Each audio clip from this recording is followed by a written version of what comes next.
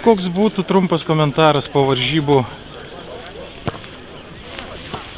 Ką aš galiu pasakyti, aš galvoju, kad kovingos lygiosios.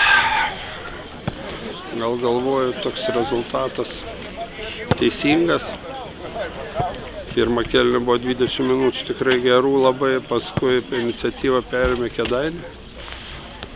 Antra kėlinio pradžia buvo vėl jų, kada neįmušė 3-4 gerus momentus, po to mes įmušėm antrą įvartį, atrodė, kad viskas taip ir baigsis.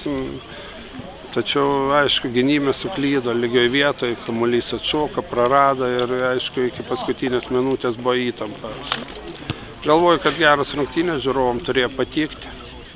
Verta komanda, gerą įspūdį labai paliko tikrai Kėdainiai ir aš galvoju, kaip ir prieš sezoną sakiau, kad jie bus tikrai pirmam tam aštuntuke, tai šiandien tai pasitvirtino. Tikrai gera komanda.